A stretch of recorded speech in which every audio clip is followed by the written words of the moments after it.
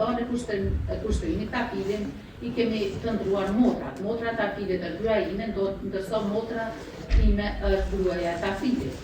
Pyetja, a mund të na tregoni se a keni pasur një ri se ka vjen ai në shtëpi në Prishtinë dhe si është bërë unë pagesë? Përgjigja ka qenë, unë nuk kam një ori të sakta, mirë po, Naimi më ka thënë se ka marrë një kredi për pagesë të shtëpisë. Pyetja, a ka pasur probleme financiare Naimi? Përgjigja thotë, unë nuk e di dhe nuk besoj. Pyetje, e ka pasur ndonjë telash Naimi me doktor në Suedi apo Kosovë? Përgjigja thotë, nuk ka pas kur, as këto e as atje. Kush e menaxhon tani biznesin e Naimit në Suedi?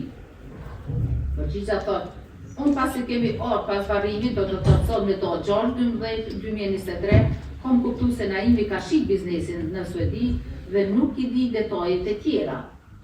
Këtë ma ka komentuar vajza ime Mimoza, cila më ka tregu se Naimi ja pas ka marrë borxh dhonëve, Valterin Perdenit, burit të Mimozës, edhe 40.000 euro, si dhe më tha se edhe shumë personave të tjerë të cilët nuk i kemi ditur. Pyetje, a keni pasur ndonjë kërcënim apo fjalë rreth rastit të fundit? Përgjigja, direkt unë nuk kam pas kur, mirë po, në telefon ka marrë një mesazh nga numri, është një numër i Suedis, 246 734 007 Dini, i cili fillimisht më ka pyetse, çka do të bëni me fëmijë? Që unë aludova në fëmijët e Naimit dhe ja ktheva se fëmijët i kanë gjyshrit. Pastaj ai ka vazhduar të më shkruaj, a jeti Shaban Nurseli?